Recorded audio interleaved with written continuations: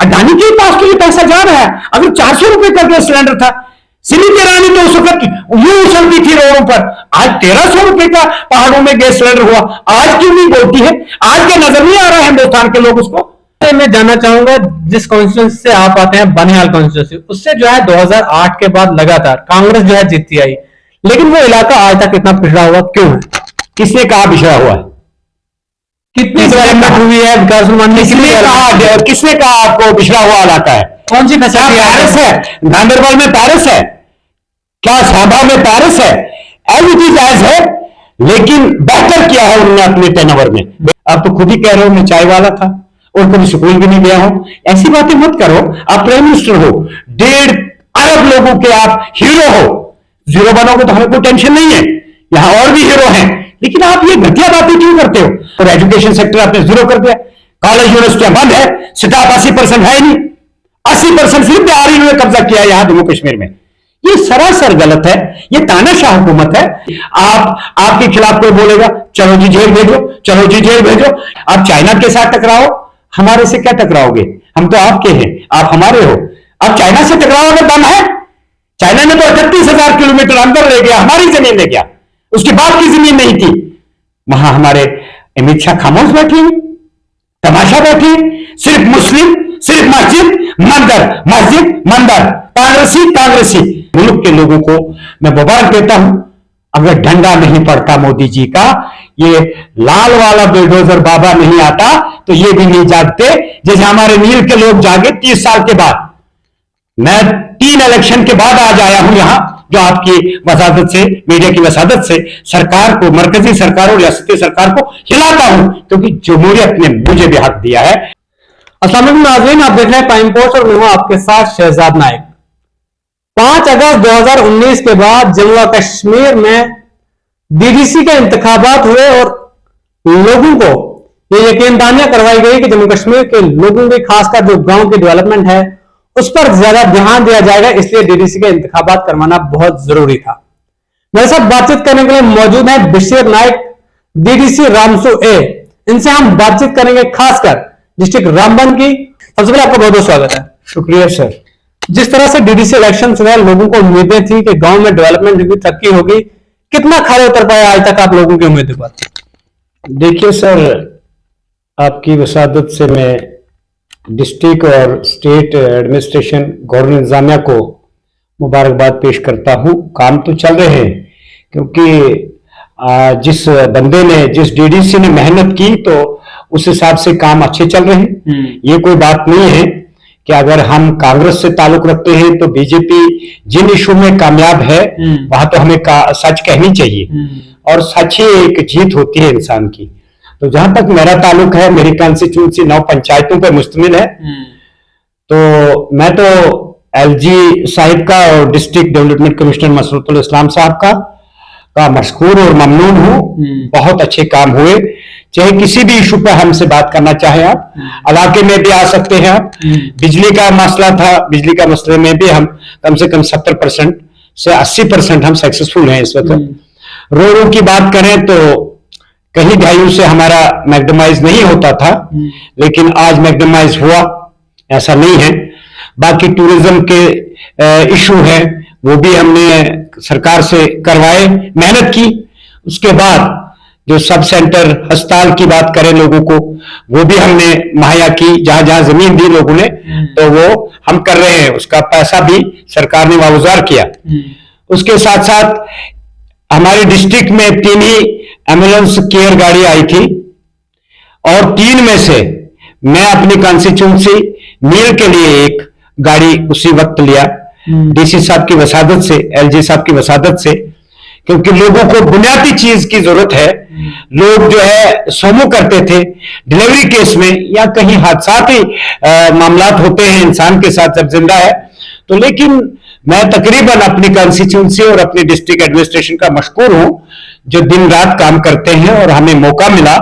लेकिन आपसे मैं जानना चाहूंगा कि डिस्ट्रिक्ट रामबन की अगर मैं बात करूं, आए दिन सड़क हादसे होते हैं। क्या डिस्ट्रिक्ट रामबन के जितने भी डीडीसी हैं, उन्होंने कभी डिस्ट्रिक्ट रामबन के डिप्टी कमिश्नर से बातचीत करने की कोशिश की कि डिस्ट्रिक्ट रामबन में किस तरह से इन सड़क हादसों को रोका जाए? देखिए, एक बात तो आप को मैं गोशगुजार करना चाहूंगा और सुनने वालों को भी ये बात कहूंगा और देखने वालों को भी ये बात कहूंगा, नेशनल हाईवे बिल्कुल सरासर जो हमारे इंजीनियर साबका इंजीनियर थे, उन्होंने रामबन से बनिहाल तक के फेस में 9 टनलों का इनॉग्रेशन करना था, 9 टनले बनाने थे, लेकिन टनले उन्होंने नहीं बनाई, वहां किफायतशारी की।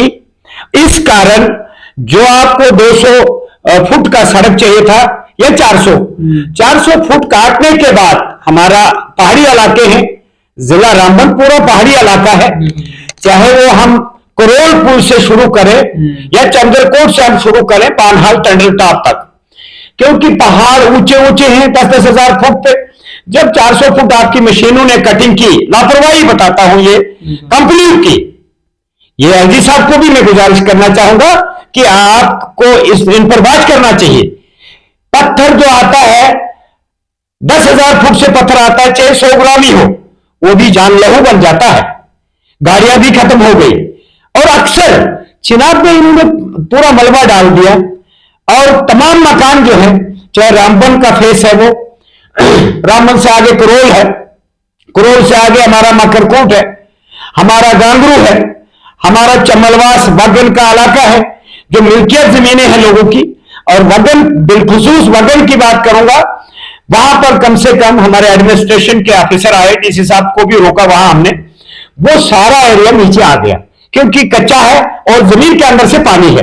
लेकिन आज तक उनका नमौजा बना, न ही सरकार ने रास्ता दिया लोगों को चलने फिरने का। तो रामबन में जितने भी प्रोजेक्ट्स जो है चल रहे हैं, जिनका काम चल रहा है, टनल जितने भी बनाए जा रहे हैं, उन टनल्स का मुकामी लोगों को कितना फायदा हुआ? ये बात भी आपने अच्छी फरमाई। ये मेरा जन्म रहा, डॉक्टर जितेंद्र साहब तशरीफ लाए रामबन, हम सबका मान सम्मान हम करते हैं, सरकार उनकी है। तो मीटिंगों में हमने बोला कि 80% बिहारी लोगों को आपने काम दिया, तो अच्छे दिन हमारे लूट के ले गए ना, आप चोरी करके ले गए। हमें यहां पर सिकिल नहीं है, हमारे अगर नॉन सिकिल और सिकिल की बात सरकार कहती है तो सरासर नाइंसाफी का मसला है, नाइंसाफी है ये। क्योंकि रामबन जिला के लोग पसमंदा और पहाड़ी लोग हैं, हर तबका के लोग हैं, हर तबका के लोग हैं जिनकी जमीनें आई, कम से कम उनको रोजगार मिलना चाहिए। बीटेक इंजीनियर करके, सिविल इंजीनियरिंग है करके है, ड्राइवर है हमारे, चाहे डंपर ड्राइवर है, सोमो ड्राइवर है, जेसीपी ड्राइवर है, एलएनटी ड्राइवर है, किसी भी छोटी गाड़ी बड़ी गाड़ी ड्राइवर है, कम से कम 20% ड्राइवर हमारे जिला रामबन में है, चाहे नील इलाका हो, चाहे खड़ी का इलाका हो, चाहे पोगो प्रस्थान का इलाका हो, जिनकी जमीनें आती है या नहीं भी आती है, लेकिन वहां पर हमको मजबूर कर दिया। हमें वहां पर सरकार ने हमारे लोगों को वहां रोजगार नहीं दिया, नाकाम है। संगलदान के एक इलाके में डुक्सर के मुकाम पर लोगों की जमीन जो है खिसक गई। जैसे आपने पहले भी बात की कि कंपनियां जो है जरूरत से ज्यादा जमीन की कटाई करते हैं, उसके बाद इस तरह के हादसे जो है पेश आते हैं। लेकिन आपकी पार्टी के प्रेसिडेंट, क्योंकि आप भी कांग्रेस से वाबस्ता है, आपकी पार्टी के प्रेसिडेंट जो है उनने वहां डुक्सर का दौरा किया, लोगों को यकीन दहानी क्रम में, लेकिन वो लोग आज भी सड़कों पर है। उन लोगों को ना तो घर फराहम किए गए, ना तो उन लोगों के लिए कोई मुआवजा आज तक दिया गया। देखो, वो तो प्रेसिडेंट है अपनी पार्टी के, लेकिन पार्टी हमारी जम्मू कश्मीर में इस वक्त नहीं है। इस वक्त शासन जो है एलजी साहब के पास है, और एलजी साहब को डिस्ट्रिक्ट एडमिनिस्ट्रेशन ने कापियां दी कि इतने घर वहां पर स्लाइड में चले गए जिनको कोई सहारा नहीं है। ये डीसी साहब ने उसी दिन, खुद भी डीसी साहब गए with all stops, SSP madam गई वहां, सभी लोग गए, क्योंकि वारदात भी ऐसी की इस किस्म की थी, तो वहां जाना हर इंसान का फर्ज था। लेकिन यकीन दहानी करवाई नहीं, आप देखिए उसके पास जो जितना था उसने वो फराहम किया, लेकिन वो कागजों में तो नहीं आएगा ना। कागजों में तो हमारी सरकार है ना, इस वक्त एलजी शासन है, मरकजी सरकार है, इसको देखना है कि कहां पर किसी का मकान गिर गया, किस कारण गिरा, कोई नागानी आफत से तो नहीं गिरा। अगर डीसी रामबन ने कभी मनोज सिन्हा जी से बातचीत करने की कोशिश की उन लोगों के बारे में, और आपको क्या लगता है अगर डीसी रामबन मनोज सिन्हा को बताएंगे उन लोगों के बारे में जो घर से बेघर हुए, तो उनके बारे में कुछ इकदाम नहीं लाए जाएंगे? बार बार 3-4 चिट्ठियां मनोज सिन्हा सर को इन्होंने भेजी है, डीसी रामबन ने खुद 2 बार स्पॉट पर पहुंचे। उन लोगों को जो रेड क्रॉस से इमीडिएटली मदद करने की जरूरत थी वो हुआ, लेकिन उनको वही कमाल नहीं है, वही कमाल नहीं है। क्यों कि 50 साल का घर उनका उड़ गया, बिस्तरे उड़ गए, बर्तन उड़ गए, फिर भी शुक्र करो अल्लाह का कि जानी नुकसान नहीं हुआ, माली तो हुआ, मैं मानता हूं, लेकिन हम सारे उनके साथ हैं, उस परेशानी के साथ हैं, उस दुख के साथ है। और हमारी भी सरकार से, आपकी वसादत से, एलजी साहब से गुजारिश रहेगी कि ऐसे ऐसे हादसा आपके रेलवे फोर लाइन के रिलेटेड हुआ। अक्सर डीडीसी की ये शिकायत रहती है, वो जब भी कोई आवाम का मसला किसी भी डिस्ट्रिक्ट एडमिनिस्ट्रेशन के पास लेकर जाते हैं तो उनकी सुनवाई नहीं होती। तो आप क्या कहते हैं, क्या आपको लगता है ये कौन कहता है? ये कौन कहता, मुझे बताइए ना। हमारे डिस्ट्रिक्ट एडमिनिस्ट्रेशन सरपंच आए, मैंने तो अपने सरपंच देखे नहीं कभी डीसी ऑफिस। मैं तो क्लियर बता रहा हूं। मैंने डीडीसी, अगर हम 14 हैं, 14 में से हम 3 या 4 ही मिलते हैं। या तो खाड़े साहब होगा, या मैं हो तो मिनिमम कोई भी नहीं मिलेगा, बशीर साहब मिलेगा। चाहे वो सुमर के लोग हों, चाहे पोगल के लोग हों, चाहे बनाल कांसी डिस्ट्रिक्ट रामबन के लोग, चाहे किसी इलाके के हैं, मैं बार बार डीसी साहब को वक्तों का वफद मिलाता हूं। और इमीडिएटली अगर घास जला सुमर में तो बशीर साहब है कि बच्चा एक गुजर गया वहां, क्या कहते हैं, यूपी में, वहां 27 लोग एक बिल्डिंग में कुछ केमिकल फटने से हलाक हुए थे। तो अल्लाह ताला उनको जन्नत नसीब करे और स्वर्ग दे। जिस भी मजहब से रहते हैं तो वो रमजान से और शिव यात्रा से पहले ही चले गए। तो लिहाजा मेरा मानना यह है कि हम सारे डिस्ट्रिक्ट के लोग बड़े खुशकिस्मत हैं। उससे कबल भी डीसी आए, मैं उनकी मुखालफत नहीं करूंगा, लेकिन इस डीसी साहब ने मसरतुल इस्लाम साहब में हर इलाके का दौरा किया, खुद जायजा लिया। डीडीसी प्रेसिडेंट जो रामबन बनाई गई थी शमशाद चांद, उनके लिए जो है लोग काफी नाराज दिखाई देते हैं उनसे। क्या उन्होंने जो है जिस तरह से लोगों को उन पर यकीन था, जो उम्मीद थी, उस तरह लोगों की उम्मीद पर वो खड़े नहीं होते। वो तो आपको उसी से पूछना चाहिए, क्योंकि वो डिस्ट्रिक्ट चेयरमैन थी, हमने भी वोट दिया था, लेकिन हमारा भी भला नहीं कर पाई। तो आप लोगों का अगर नहीं करेंगे तो कोई गुनाह भी नहीं है, कोई गुनाह भी नहीं है, क्योंकि जब हम वोटर ही ऐसे होते हैं। वरना मैं भी 35 साल के बाद जीत के आया हूं, मैं इतना काम करता हूं। हमें टोटल 14 लाख थे, 14 लाख में हमारे स्टेट लाइटें 69 आई। बेशक मैं उसकी पार्टी में नहीं था, मैंने मुखालफत की है उस वक्त, लेकिन दूसरे एमएलए से अवार्ड लिया उसने। दो ही तो असेंबली में बेस्ट स्पीकर माने गए थे, एक तो विकार रसूल वानी जो आज स्टेट प्रेसिडेंट है, कांग्रेस डीसीसी प्रेसिडेंट है, और दूसरा हारिस दोषी। फिर से घूम के आऊंगा अपनी 9 पंचायतों में। 9 पंचायतों के अंदर हमने पोल दी, हमने ट्रांसफार्मर दी, हमने जिस जिस इलाके में कमी थी पानी की, 40 करोड़ पानी की स्कीम है मेरी 9 पंचायतों में, जहां 60 साल से या 50 साल से या 30 साल से नहीं मिला। तो मैं भी इस सरकार का शुक्रिया अदा करता हूं। अगर पोल दिए तो शुक्रिया अदा करता हूं, टूरिज्म देंगे तो शुक्रिया अदा करता हूं, टेंडर देंगे तो। और 99% मुस्लिम इलाका है। मुद्दा काफी गरमाया हुआ है देश में, जिसमें राहुल गांधी की जो सदस्यता थी वो रद्द कर दी गई है। सारा मुझे ही पूछो, आप मुझे बताइए किस तरह से देखते हैं आप? देखिए, सुप्रीम कोर्ट अदलिया है, मुल्क की आंख है। इस आंख को देखना चाहिए कि राहुल गांधी जी ने, अगर ललित मोदी है उसने चोरी की तो हम चोर नहीं कहेंगे, उसको शराब तो हाजी तो नहीं कहेंगे। लेकिन मोदी सरकार ये कह रही है कि एक पर्टिकुलर कम्युनिटी को टारगेट किया रहा है। नहीं, अगर नेहरू मोदी है तो 30-40 करोड़ या 50 करोड़ या 80 करोड़ ले गया, तो क्या उसको कर्जा देना था? उसके खिलाफ एफआईआर नहीं हुई, उसको जेल भरना चाहिए था। और गरीब बैंक के बेवाओं का, बेसहारों का पैसा होता है बैंकों में, निहत्थों का होता है, अंधों का होता है, इनको पेंशनरों का पैसा होता है। अगर वो खा गया तो क्या वो रिश्तेदार थोड़ी है मुल्क का या हमारा? हमें तो उसके खिलाफ बोलना है। किरण भाई पटेल, किरण तो रोशनी होती है, लेकिन उसने अंधेरा किया जम्मू कश्मीर में, और इस स्वर्ग में लूटने आया। भाई मुझे बताइए, सरकार बताएगी, आईजी मनोज सिन्हा बताएगा, home minister India Amit Shah साहब बोलेंगे वो है कौन? उसको यहां आने के लिए किसने इजाजत दी? वो यहां लूट करने के लिए आया था, गुमराह करने के लिए आया था। हमें क्या पता? जब जेड सिक्योरिटी देखता आदमी, जम्मू कश्मीर के डीसीपी देखते थे, हट जाते थे। एसपी देखेगा जेड सिक्योरिटी, भाई ये कोई वीआईपी है, और पीएमओ हो उसको बदनाम किया। जो किरण भाई पटेल ने जम्मू कश्मीर में आकर इन लोगों को यहाँ पर धोखा दिया, धोखे से कहा कि मैं पीएमओ ऑफिस में, आपको क्या लगता है जम्मू कश्मीर एसडी इंतजामिया की नाकामी है जो इन्फॉर्म नहीं कराया? 5 महीने से सरगर्म किरण भाई पटेल गरीब लोगों को यरगमाल बनाकर मैं आपको नौकरियां दूंगा, जबकि सेंट्रल गवर्नमेंट आज तक एक एसपीओ नहीं लगा सकी, जेएंडके गवर्नमेंट एक एसपीओ नहीं लगा सकी, एक चपरासी नहीं लगा सका, लेकिन मुबारक हो एलजी साहब को भी और मरकजी सरकार को निकालने का काम तो करती है। लेकिन इस बंदे को अगर पास मिला, आया कहां से, आया क्यों, करने क्या आया, गुलमर्ग क्या करने जाता था, पहलगाम क्या करने जाता था, सोनमर्ग क्या करने जाता था, उसको 55 सिक्योरिटी गार्ड साथ में थे और बुलेट प्रूफ गाड़ियां उसके साथ थी। जब तक नहीं सरकार मिली है, एक इतना बड़ा गुंडा कश्मीर में 5 महीने से कायम मकान है। क्या डिवीजन कमिश्नर को नहीं पता? क्या मेरे एलजी साहब को नहीं पता? क्या मेरे डीजीपी को नहीं पता? क्या मेरे डीआईजी कश्मीर को नहीं पता? एसएसपीओ को नहीं पता?